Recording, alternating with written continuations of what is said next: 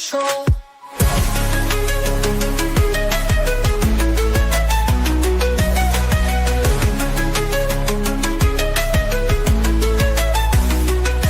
Politicians and celebrities make deals behind closed doors, promises broken, and their income soars. Hidden agendas run the grand parade. In the circus, choose to masquerade. Believe me, I wouldn't lie. I've been given money, power, and fame to keep you in line. Welcome, everyone. Yes, I have curly hair today. I know that upsets some people, but here we are. We're going to make it work with the curly hair. So I was looking online the other day and I came across this video of just pearly things. And she said probably the most, I want to say, like, insightful realization that I have ever heard of this generation. She is a philosopher of our time, because just every now and then somebody gets an idea and like you hear it and you're just like, yeah, that's exactly what happens.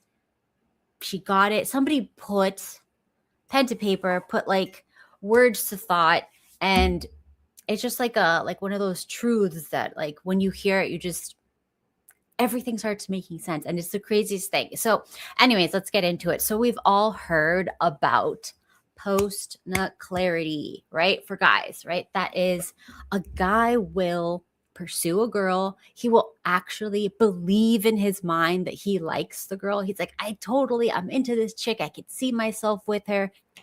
Yeah, I'm not using her. I'm not doing any of those. I really, really, really like her. And then the second the deed is done, the clarity comes in and he's like, ooh, I don't actually like her. Like they'll get like, sometimes they get a disgust response and they're like, get out of my house, get out of my bed. I don't want this. Oh my God, gross. Or they'll get like some sort of like bad feelings, or they just feel like uncomfortable, or they will start like pulling away from the situation. Like, this isn't what I wanted or what I thought. And it's nothing that the girl did necessarily. It's just after the deed is done, the gazelle has been slain. The chase is gone. You realize it wasn't the girl, it was the chase. I wanted the chase and not the person. And you win and you got the person now. And that's not really what you wanted. You just wanted the chase. Then it's like a disappointment. It's like, oh God, I can't believe I made this choice. I can't believe I did this. And it's not like a good feeling, right? Now, I'm sure some guys can get past that and just be like, and on to the next chase, wherever it may lead me, whatever. And that's fine. But like, there is a clarity that happens after you get what you think you want, right? So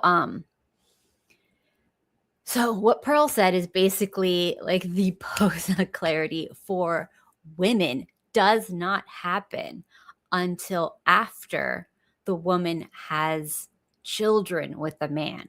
So this is just one of like those it's just like the sadness of reality, right? Like this is real life, right?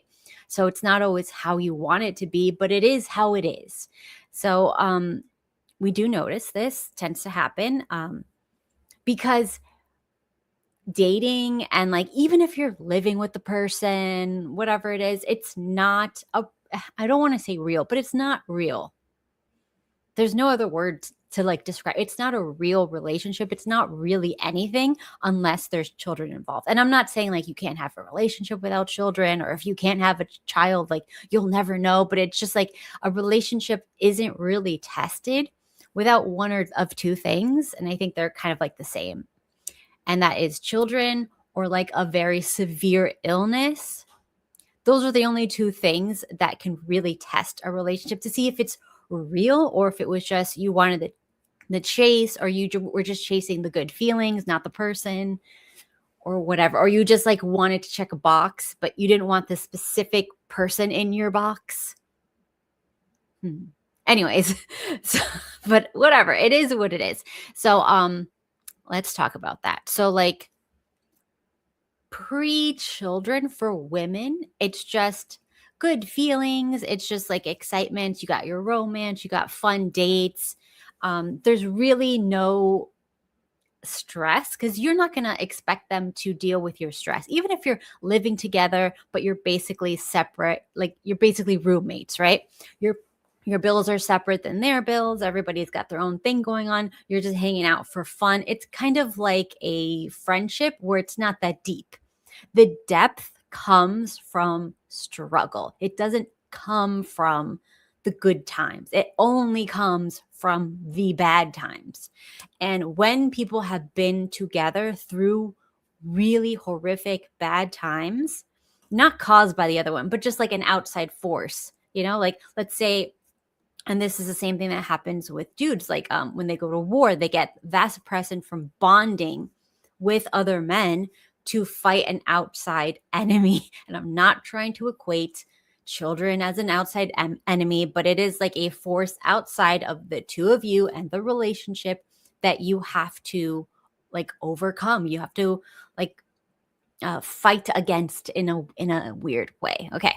So what tends to happen is when everything's good, you're young, you're healthy, you're vibrant, you're just dating or you're married or you're cohabitating or whatever it is, you don't have any real struggles unless somebody gets sick. So like that aside, but you don't have any real struggles and everything's kind of separate. Like I take care of my expenses, they take care of their expenses, and then we just come together to have fun. There's no pressure in that situation. So it's not really real yet.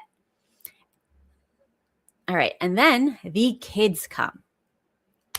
This is when you go from just having fun, just kind of like living for yourself and, occasionally having fun together to now you are in survival mode. And in the past, there was a whole big community to support young families going through this very tumultuous, very stressful, very,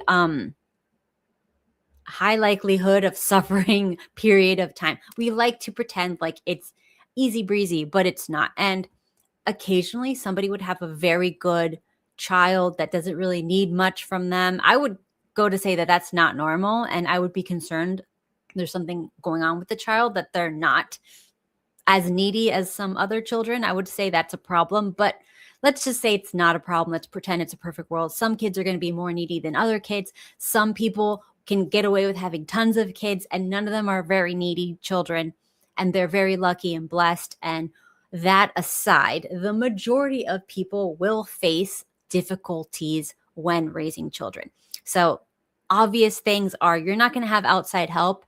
Your extended family, maybe that they don't live in the same city. Maybe they are working still. A lot of people can't retire anymore. So your friends and family, they got their own families, they got their own struggles. Nobody's coming to help you. We don't have the community to come around women after giving birth anymore. So in old times, you would have grandparents, the sisters of the husband, your sisters if you're a wife, whatever. All the females that were not working would come and support that woman while she is recuperating. In other countries, they have like a 90-day period where the woman is not allowed to get out of bed and do anything. So she cannot cook, clean, feed herself, and she cannot get out of bed except to go to the bathroom and go right back. And this period is very important culturally because that is the healing period. So there is a huge wound, a dinner plate, like a large dinner size plate wound inside the woman. And generally, if you get up constantly, it's not going to heal correctly. And then you have things like separated abs, you have pelvic floor issues, she laughs and then she pees, she can't, incontinence, high stress, cortisol could spike, insulin resistance can happen, blood pressure issues. We're talking about a lot of severe problems that they notice when the woman is doing a lot of stuff after giving birth. So they made it like a across the board, occasionally you're going to have like a super outlier that she can just get up and do whatever and she's fine, or at least until she's later in life. And then things tend to fall apart more. And then you're like, oh, maybe I shouldn't have pushed it when I just had a kid.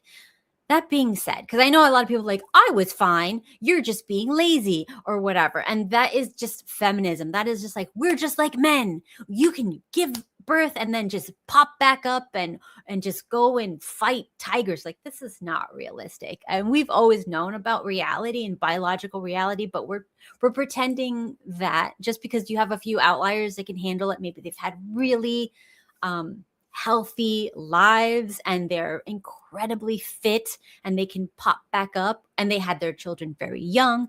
That's not the same thing as modern times where we're eating poisoned food, the air is poisoned, the water is poisoned, we're under high stress. Men and women both have to equally work. We have lots of debt. We usually come into a marriage with two student loan debts to deal with, right? And maybe we can't afford a house right away. There's a whole bunch of more stress nowadays that we didn't have before. Plus, there's no support systems as far as other women that are home to help out the new mother. We don't have any of these things anymore. So we have a lot of stress on one person. And the only other person that generally this new mother will have to help her is no longer other women in the community and her family. It's going to be the guy, right? And no guy was evolved to be like the sole emotional and whatever support for a woman. Like, it's just, this is a new thing. It's a brand new thing. And a lot of people fail when this happens because we don't have the support systems at hand. So that's what the post-nut clarity, or so to speak, like realizing, oh no, I married someone for the wrong reasons. And a lot of the wrong reasons for women will turn out to be like, he's very cute, he's very tall, other superficial, stupid things. Or I was old and I wanted to get someone really quick, or he's very nice to me, or, whatever, just superficial reasons that there's no depth to it, right? We didn't have the hard conversations before marriage of when I'm sick, when I'm, recovering, are you going to help me? Right? A lot of times, and especially with this whole, like, I can be a man mentality that women are brainwashed into, they don't know what it's like after you have a kid and how much you're going to need other people, because suddenly it's like, oh my gosh, I'm in so much pain, especially you have like a C-section or emergency C-section. A lot of girls that I know, unfortunately, they've had emergency C-sections. They've had to be on lots of medication for months to a year after giving birth because they got a whole bunch of health issues from the pregnancy. And I know in other times before, like maybe they would have just passed away. But now we have some sort of, even though we have all these unhealthy things in the environment, putting all this pressure on women, we still have some sort of modern medicine that can kind of keep them alive when they probably in the old times would have passed for sure.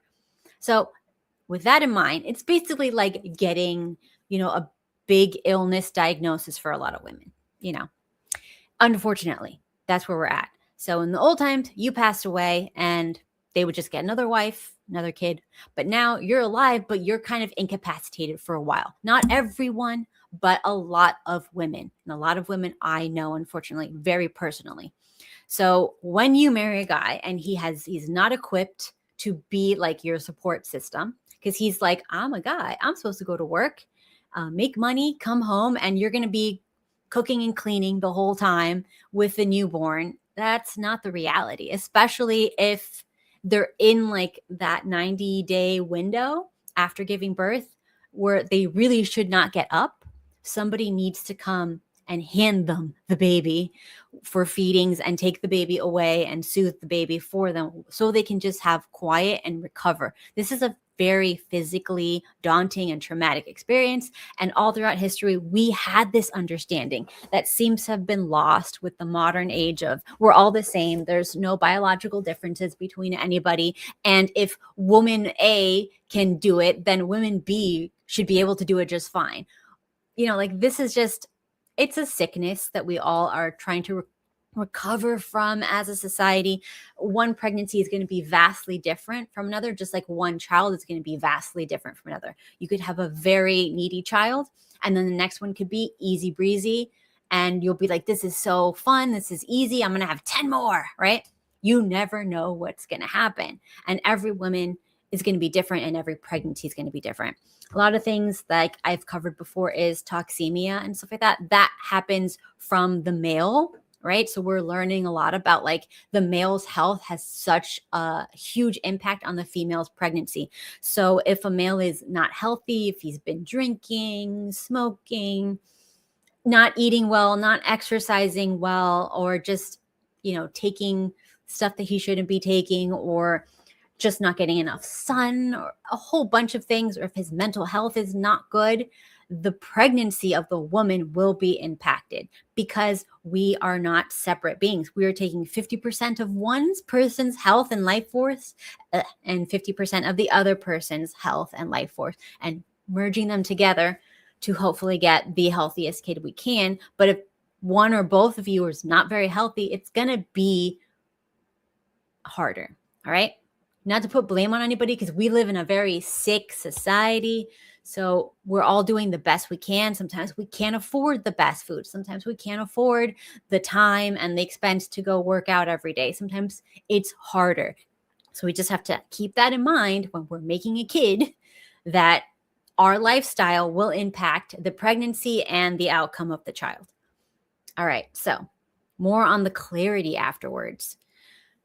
Survival mode will kick in for a lot of women, especially if they're very sick afterwards or very weak afterwards, or recovering from like a C-section or something.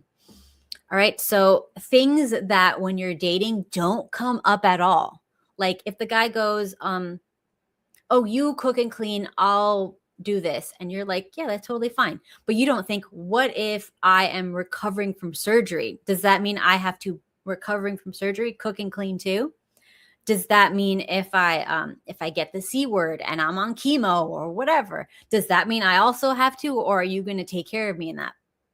And same for the guy. The guy doesn't go, look, I'm going to provide for you, but if I have cancer, or if I get into a car accident and I can't move and I need someone to help me, are you going to help me? Or are you going to be like, figure it out, bro? Like, these are conversations people don't have anymore, and they just hope for the best, no conversation. And that's why we get into all of these problems after the deed is done, after the kids are born. That's when these conversations are finally had. And this is why we're where we are, because we're all dating for vibes and fun instead of dating for hard times, which you're supposed to be dating somebody who's going to be your co-founder for your family, right? So this is someone who you're going to go to war against the world with. And if you're just picking them because they're hot, young, and tight, and not because this person is going to help you, and this, boys and girls, they both do this. They both pick on who's the hottest, who's the most fun, things that don't matter. I don't care how fun you are if you're like a terrible father. I don't care how cute you are if you're a terrible provider. I don't care how cute you are if you're a terrible mother. I don't care how cute you are or tight you are if, you're unhealthy or you do drugs or whatever it is. Like, we need to have these conversations. And a lot of people are worried about more like the outside. What do other people see when they see me with my partner? And does that give me status? Instead of, does that give me a good family? Because the values in this world have been like reduced to what looks good on the feed and not what looks good, when nobody's watching and you're alone with them and your children and you're just like trying to figure it out in hard times, and a parent dies and a child gets sick, or one of you gets sick, or somebody loses a limb. All of these things, they don't come up because you're so focused on how hot they are instead of, is this person a ride or die for you? Are you worthy of being a ride or die for them?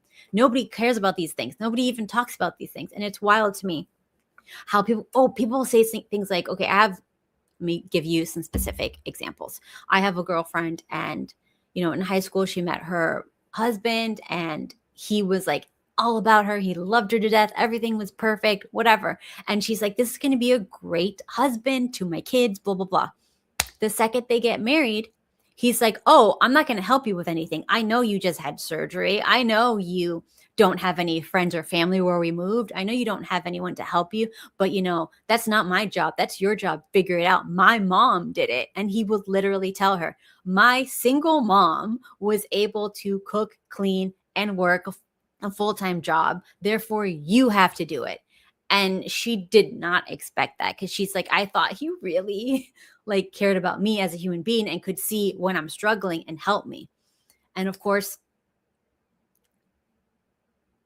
there's resentment built up, right? Unfortunately, because we're supposed to, again, have a community to bring kids into this world. We don't have a community. Your parents are supposed to be there. Their grandparents are supposed to be retired so that they can come and help their kids when they have kids, but it's not happening. We live in such a broken, individualistic society where everybody's like, I'm doing my job, you do your job. I don't help you, you don't help me, because we're just our own people. And then you bring kids into that type of selfish world, and kids need help. The person who helps the kids needs help. There's no vacation days for being a parent. I don't know if you guys know this, but you don't get to have a vacation from your kids, right? Like, that doesn't happen. So it's a 24-hour thing.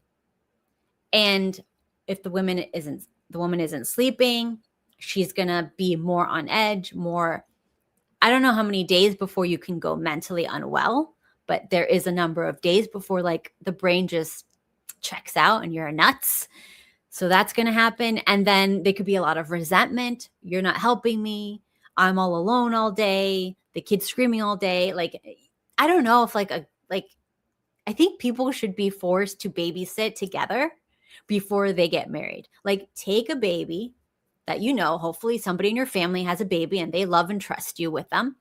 And you can just try to take care of the baby, because nobody prepares anyone, because we don't really have a lot of siblings that we used to have. Like, screaming babies in the house used to be normal. We used to know how to care for them. Like, in my husband's house, he's like, was the youngest, but he would tell me like all the siblings knew if any of the other younger ones were crying or anything, everybody ran to them to help them. It wasn't just the mom runs. No. Everybody in the family has to help raise the children. It is not a single person's job, because everybody's going to bring something else to the table. Male energy versus female energy versus sibling energy, sister, brother energy. These are all different things that help make a child well-rounded and healthy and mentally stable, which we have a very small amount of mentally stable people left in this country. So it's not looking good, you guys. All right. So yeah, sorry guys, I don't have rings on my finger because I'm in my house. When I leave, I might put that on, but like, I'm in the house and it hurts my hand. I don't know. I'm not one of those people. But anyways, okay. So let's see some other examples that we have. Let's see. Oh, I have a friend. Again, the husband was all about her, loved her to death. She thought this is the perfect relationship, has the kid with him. He doesn't help her with anything. He promised that after she had kids, he would take over the bills and she could be a stay-at-home mom. And then he's like, sorry, honey, the economy. So she had to keep working, right? All of her money went to daycare. And I'm telling you, and he's like, well, you can't give up your job just because it goes to daycare, which doesn't make any logical sense, but whatever. All right. And then at the end of the day, she overworked herself and stressed herself so much because she worked, I think it was 3 days after giving birth. He said, go back to work. No days off. She goes back to work.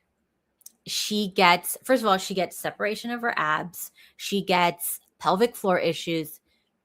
She gets incontinence, because she's pushing herself right after. All these things that women don't want to talk about, but I'll talk about it for them. All right.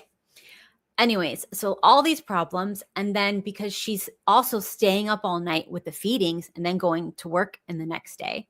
And he's like, well, I'm the dude. That's your job as a mother. So I'm going to sleep, even though we both have to work and we have no friends and family to help us. And I'm not hiring anybody because we don't want to spend the money. So then she gets pneumonia, right? So she's hospitalized for, I think it was like 16 days or something ridiculous. So she's very ill. This is not like a joke ill. So she's hospitalized. And then he goes, well, I'm not taking care of the kids. Tell your mom to take some vacation days and take care of the kids. And it's just like, I'm sorry, but like, not everybody can retire. So the mom can't retire. The mom doesn't have that much vacation days. We're in a different world, right? The world that we used to have family help and stuff like that, unfortunately, it's dead. So we have to count on each other. And when somebody is selfish or somebody is like, those are not my kids, that's your job, that's why you have these problems arising. And I'm telling you guys, it's a big deal to be like that. It's a really big deal to go, I came from a single mom, therefore I'm going to make my wife feel like a single mom. That's a big deal. We've never been there in society like we are right now. So I'm just saying to like get some gears. And I know a lot of people are going to get angry, like, oh my God, they should be able to do that. You can't, a man can't stop providing. But literally, we have women who are still providing because equally to the man, sometimes more, and they're having to do all the childcare and not sleep at night because the man won't do it. This is not rare. This is common. And we have to blame both sides because this is like, that's what it is. First of all, both sides are responsible for picking cute and status, cute and who's hot over, is this person a good person, right?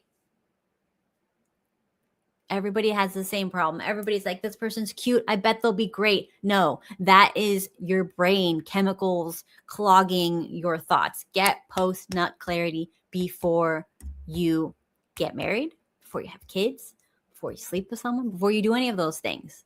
Get it. And you can only get it by having the conversations. If they had the conversation that went a little bit like this, I just had a surgery. The kids are screaming and crying, but you have work tomorrow. Who's going to get up? And if he says, well, you know, if I have work tomorrow, I don't care you had a surgery, then you know this is not the guy. You don't want your kids to be around somebody who's like very selfish. And again, let's flip it.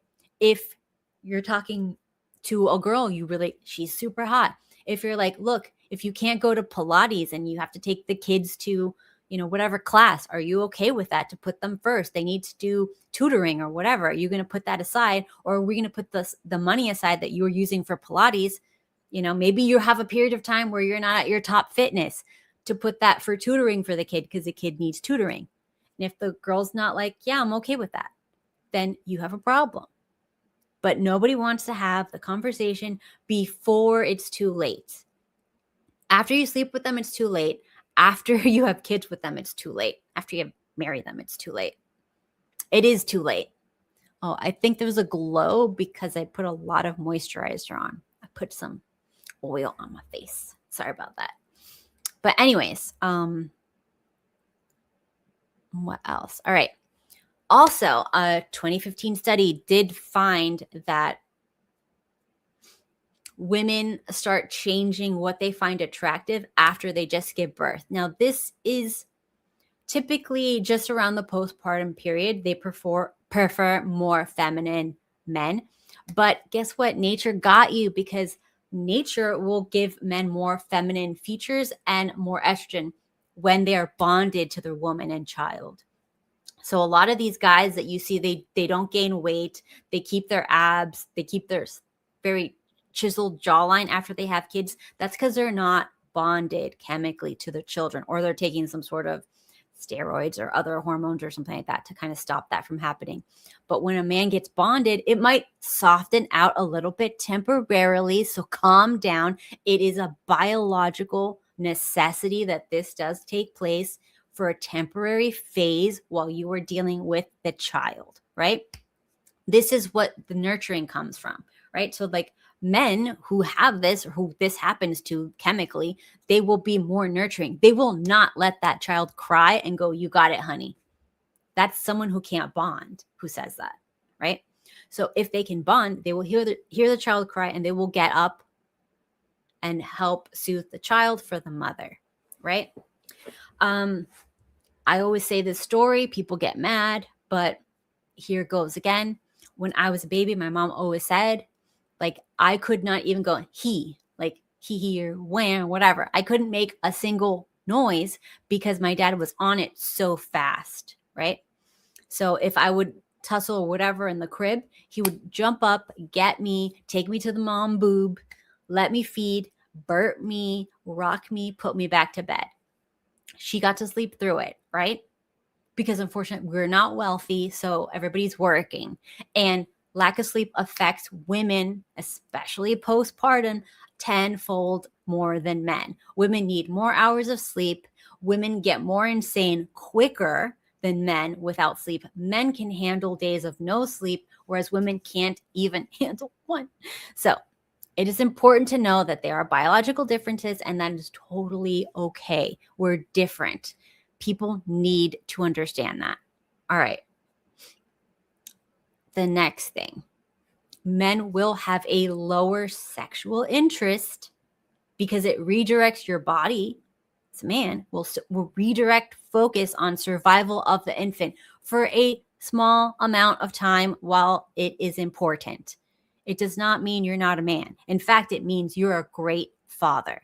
And this is something to be proud of. If it happens to you, you have successfully bonded to your woman and to your child. Congratulations, you're a good dad. This is not forever. This is a period of time, right?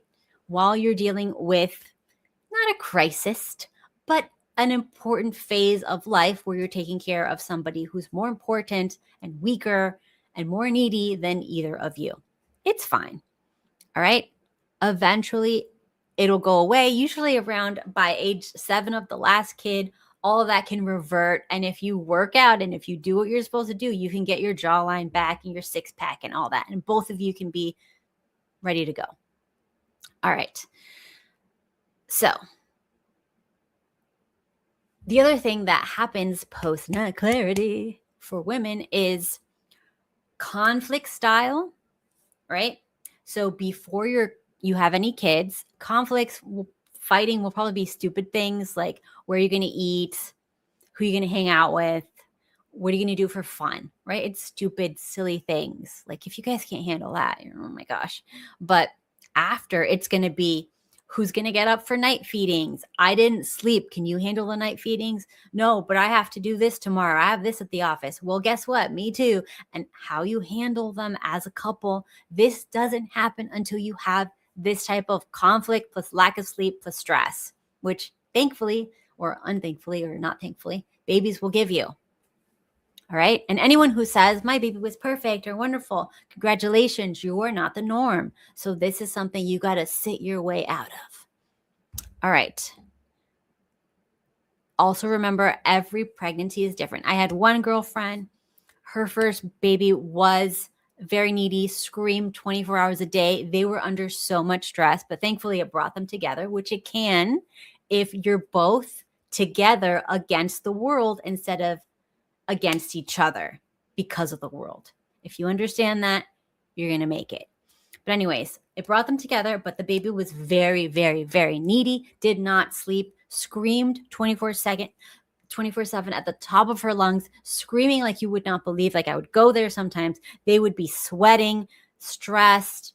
It was a disaster, but like they were in it to get, like they were in the trenches, right? Like they weren't like you got it or you got it. No, it was like they were both together. Very important.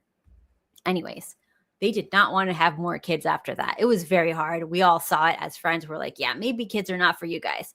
But they got pregnant. And the second one was like a breeze, was like nothing. Went to bed immediately, napped all the time, super happy, no problems. Met all the milestones super quickly. Like it was just amazing, like a complete 180. So then, you know what they did? They had another one and another one because it was so easy after that. But sometimes you have a difficult kid and that's going to make or break relationships. And I think it's a good thing because you should know who you're dealing with. Now, some people, they stay together even though they've seen each other for who they really are. And this is where you have those sexless marriages, or you have like a lot of resentment in marriages, or you have people who are just together because they can't afford to leave, and all those problems. If you want to avoid those problems, this is the pivotal point of that. When somebody is got a diagnosis, a health issue, and you don't help them, somebody's really sick and down, somebody just had a baby and they need help, somebody had like, something happen at the office and they need financial, whatever, help, or at least consideration, whatever, you don't help them. You got this on your own. My money is my money. Your money is your money. That type of mentality. When people don't feel safe, that's when that part is going to get shut down. We already know that. So when you know this is a potential future, you know how to avoid it, hopefully.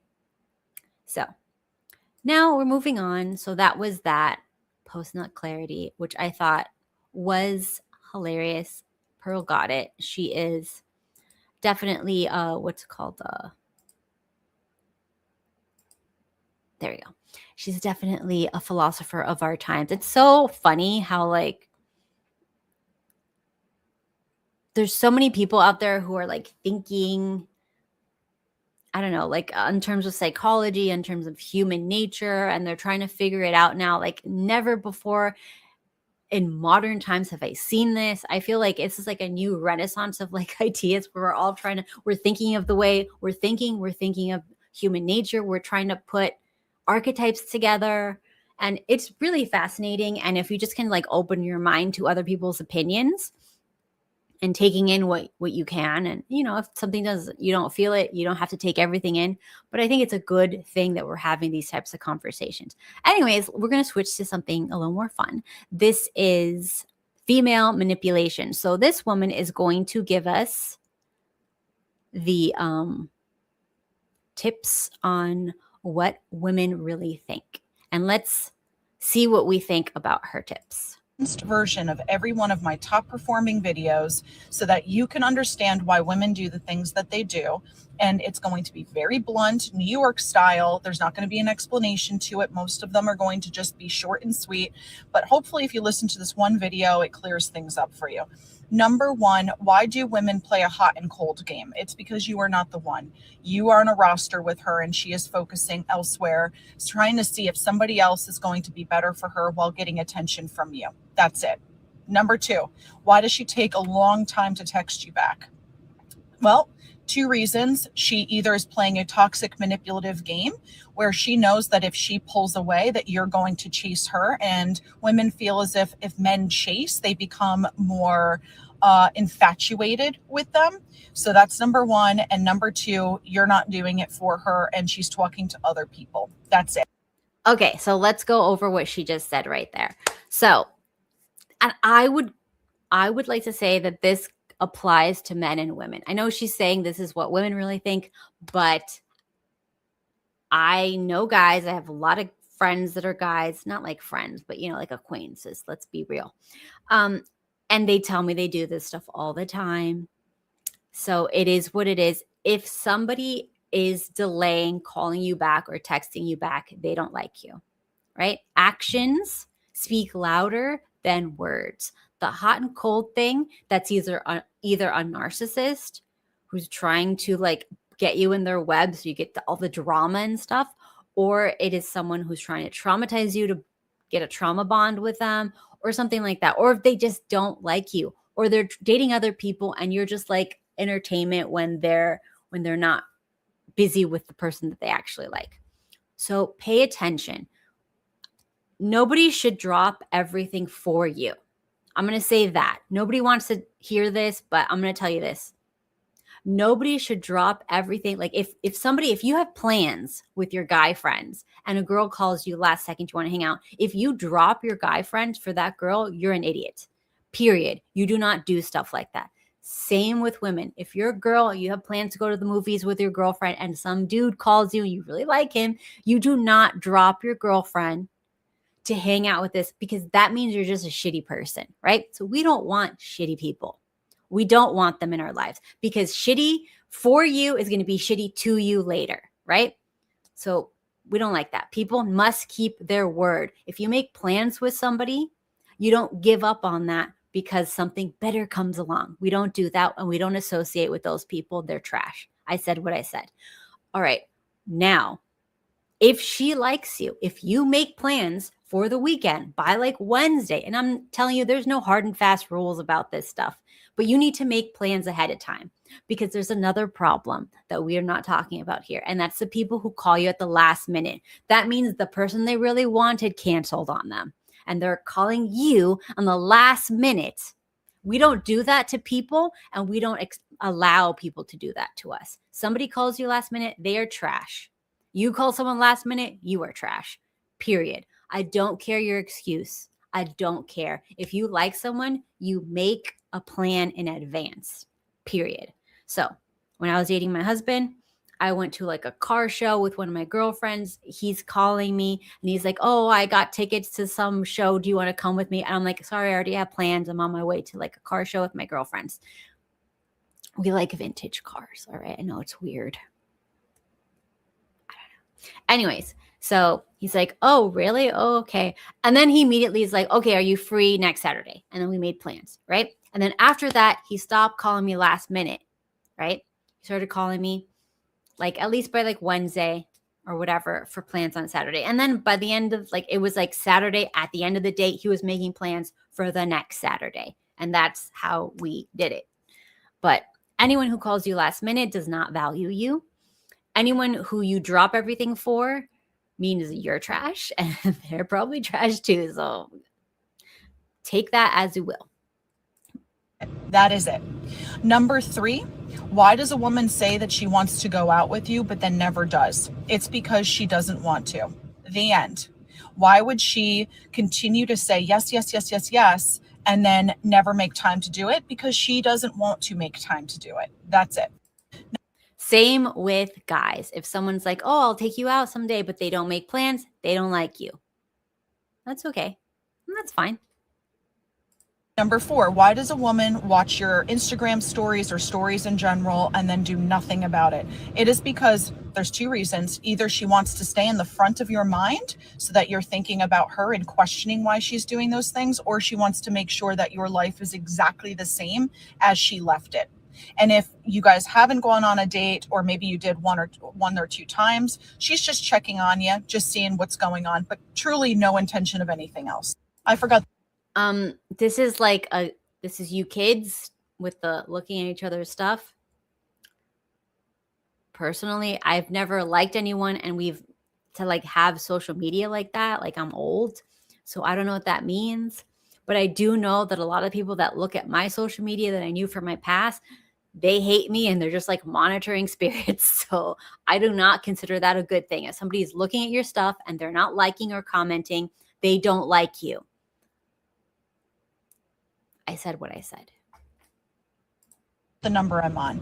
If a woman comes back to you when you're in a relationship and she pings you a few times, that's only manipulative tendencies. She knows that you are happy in another relationship, and she wants to get in the front of your mind so that you can lose some type of feeling or disconnect from the person that you're seeing. She has no intentions of getting back with you, and she'll probably play with you a few times. And then you let go of the girl that you really like, you get back with her, and then she teases you and drops you.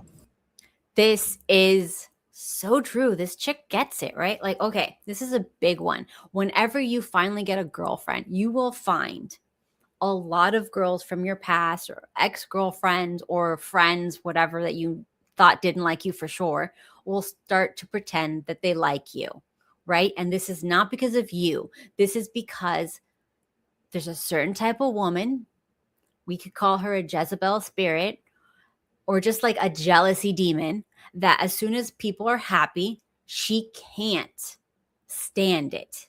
She cannot stand anyone being happy around her, right? So she has to destroy that happiness with a hammer. And the only hammer she's got is the sexuality. So she's going to come on really strong. She's going to trash the girl that you like. She's going to tell you that she wants you, be hypersexualized. And if you are weak and you fall for it and you lose the good girl that you were going for this trash, you get what you get. And she's going to drop you as soon as the other girl moves on. And that's what guys don't know. They think, oh, well, she didn't break up with me as soon as I got with her, with the girl that was like Jezebeling me. Well, she's going to wait until the girl moves on. As soon as that girl is happy with somebody else, it's not fun anymore because she's trying to torture her, right? It's not about you. You are just a tool to torture some other female that she feels doesn't deserve anything better than what she has, basically. So it's not about the guy. I'm sorry. I'm sure you're wonderful and you're very hot, but this other girl doesn't like you like that. If she did, she would have done it before there was interest from you from somebody else. And this whole mate choice copying theory, it's just a theory. It's literally just Jezebels being triggered. That's all it is. And I'm sorry if you fell into that a few times. Just know that a good woman will not go after you when you are taken or when you have said interest in another woman. That is not a good woman. That's not a good person. That is a demon possessed. Why does a woman come back after you break up and beg for your attention and beg to get back with you? And then once she does, she breaks up with you. It's because she was fantasizing about the good times and not about the bad. So she was thinking about all the things that you guys did together. She was reminiscing. Then she got back with you and she was like, nothing has changed. My feelings haven't changed. I just needed that last rodeo to get it out of my system. I recognize that this person's not for me and I need to ditch them. Why does a woman... Okay, so I have seen a few people do this. It's not as common, but it does happen occasionally. So this tends to happen when either the girl got like a big ego hit. Let's say she's dating someone and then he cheats on her or he leaves her for another girl, or somebody steals a guy that she's trying to pursue, right? Something hits her ego really hard. So then she goes, who was the last guy who made me feel good? And then if it's like an ex or some other guy that she was talking to, she will go back to them for validation to like feed off of them. She doesn't like the guy, but she needs to feed a little bit. So do not engage. When somebody breaks up with you, you never, ever, ever go back. Play games. A woman plays games for two reasons. Well, three reasons, but let's go over the top two. Number one, she feels as if she has to connect with you in a toxic way so that you like her because she doesn't like herself. So she's going to play all these little games with you to get you hooked because she doesn't think that you're really going to like the version of her. That could be a subconscious thing and she might not even be aware of it, but that is what's going on. The other like number two is because you are not the one and you think that she's playing games, but she's really not. She's just so disinterested that it seems that way and she wants your validation. Why does a woman go out? Okay, yeah, this happens a lot too. Yeah,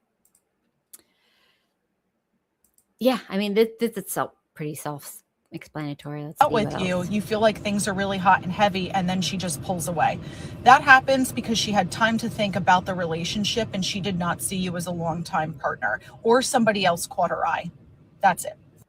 How can you catch a woman that... Yeah, when someone, okay, I'm trying to think of like examples of people I know. If they pull away, if they like you and then they pull away suddenly, I'm thinking of a few examples. If I know, like if a girl is on vacation or she is at a party or she thinks she's never going to see you again, she might pretend to like you just to entertain herself. And then if she sees you again in her real life or somewhere else, or she realizes you're going to be in her circle or extended circle, and then she's completely like cold with you, it's because, she didn't really like you. She was literally just bored. There you have it. Just wants you for your money. Honestly, you can't. You're going to have to spend time to figure that out. There are major signs, which you guys are clear. You get this.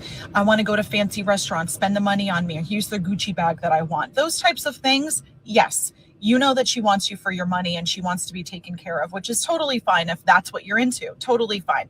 Otherwise, you are going to have to spend the time because women are super manipulative and they can get through a lot of these little pathways so that you overlook the toxicity and her true intention. Guys, this is going to... Okay, so yeah, so for the gold digger thing, they will like, and I will admit that I do watch like those gold digger channels and stuff like that just for entertainment purposes, because it's so interesting how like they do their manipulation. So like one thing that they will do is they'll say that like they can't pay rent and see if you'll pay for it, or they'll say things, and it's a big chunk of money. Or they'll say like, oh, my car broke, I need this part, I can't afford it. And they'll see if you can give them, or I'm sick, or I need this cancer treatment, or my dog needs this, or my parent needs this, or, something to do with a big chunk of change, right? That is a gold digger. On the flip side, a girl who wants to know if you are a provider type will ask for something small that requires more. Instead of money, it requires time and care, right? So, like, are you a generous and kind person and provider? So something small that she might ask for just to see if you actually are about her like that would be like, oh, could you get me a coffee? It's a small thing. Or like, oh, I have a migraine. Can you get me migraine pills and bring it to my office? I would really appreciate it. I can't leave. Something cheap and small that shows you care. You'll go out of your way for her. It's a couple bucks. It's not a big deal. It's not like she's asking you for money. She's literally asking for like $6, $7. Like, it's not a big deal. It's more time, effort. That is not a gold digger. That is a girl who wants to know if you actually care about her. Because when a girl asks for something small, but you have to put some effort into it, you can't like have somebody else do it, and you do it, that shows you're invested in her as a human being. You care about her. The gold digger is after the gold. The good girl is after the person. Are you generous? Are you kind? Would you go out of your way for me? Like, if I get a flat tire, you're going to come and help me. That's different than, are you going to buy me 5 tires or whatever it is? Or are you going to buy me a car or get me like a stupid purse? Like, are you going to help me when something goes wrong, and you have the means to help me? Like, it's a small thing. Because that's going to be a good husband. That's going to be someone who, if I'm in an emergency, they're going to come and help me. Oh my God. Anyways, you guys are being gross.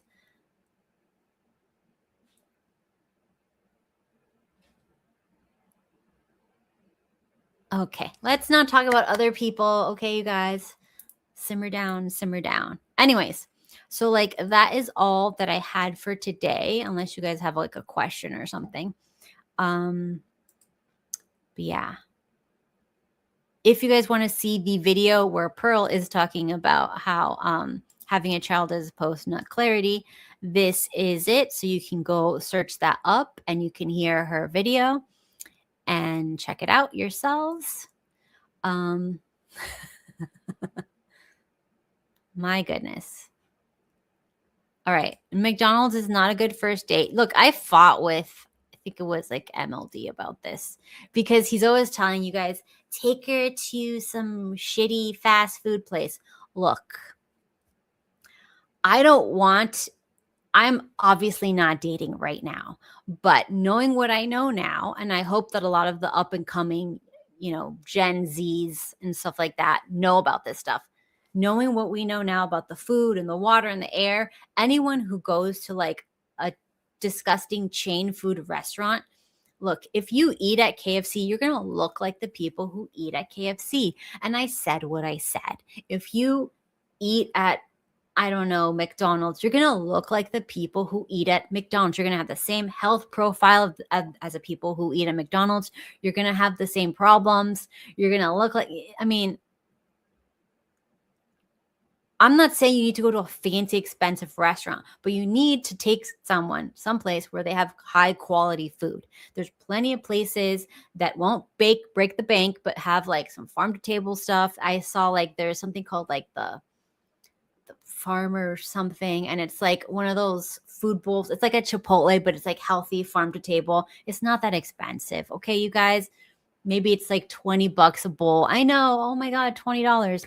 $20 for you, $20 for them, $40. You get a drink. You're going to get water, because anyone who drinks soda is disgusting. I'm sorry. I said what I said. Don't drink calories. It's gross. Yeah. So just like $40, $50, $60, right? You have a date. It's not about spending money, but it is about going to places where you look around, and I don't want to be the average of the people around me. Like, if I see the average people around me don't look like how I want to look, health, fitness, style, finances, all that stuff wise, I'm in the wrong place. Now, occasionally do we go to like some fancy high-end restaurants to see like all the escorts and like, you know, the guys, just to like look around for people watching. Yeah, of course we do that. But it's not like what we would do if we were starting to date all over again. If we were dating from scratch, it would probably be like that Farmer's Bowl place. I might go to like a local coffee shop that had like really good mold-free coffee. And then I might go to like, there's a farmer's market around here that has like some food and they have like these really cool like wraps and stuff. I would go there. That's a great date. It was amazing. You sit outside in the sun, you get like your little steak wrap and it's delicious. Everything is farm to table. It was not expensive. I want to say my wrap was probably about like $15, which I know you guys might think is expensive, but it was churrasco farm to table steak in a wrap. It was really good. I still think about it all the time. Anyways, so that's all I'm going to say. But I think I was talking about like clothing wise too. Like if you go to a clothing store and you look around and everybody does not look like how you want to dress or the vibe you want to project, you probably shouldn't shop there for clothes. And if you go to like a store, like a supermarket, and you look around and the vibe isn't like the health and the fitness of the people like that you want, like I would not go there either. And on the flip side, if I see someone who is healthy and fit and looks like really good, like if I see like a really cute, like 45-year-old girl, woman, whatever, in like the shopping mall or whatever, like I'll kind of like peek in what's in their shopping cart. What are they getting? Because they seem to have everything under control. They know what's up. Look, you guys are so terrible. I am not bougie. And besides, my husband is just as bougie as me. So we mesh well. Number one thing he said before we were picking our honeymoon was that like I have to check every single review that there's nothing that mentions bed bugs. And we need to check like, you know, if they mention anything on like fabric softeners or using fragrances too much in the rooms. Like he's like, I'm not going. They use any of that stuff. We are kind of bougie, okay? But I don't think we're that bougie. And besides, do you want to look like us when you're old like us, or do you want to look like the average American? Right? Look up what the average American looks like. Would you rather be a little bougie, because not a little, like a little more paranoid? I would call it a little more paranoid about your health, wellness, and safety, or just like the average American. That's all I'm saying. Just think about it, whatever. And this is my hair. I'm sorry if you guys don't like curls. But we're trying some things up in here. Have a beautiful rest of your day. I will see you next time. I think I'm going to be back Saturday with Damon, because we haven't hung out with Damon for a while. And I know that Steve's kind of like missing Damon because like that's his little buddy. So we need to get them back together. And we got to, you know, do some chaos streams. Get to the Discord. Join if you have not joined. Let me put the link up.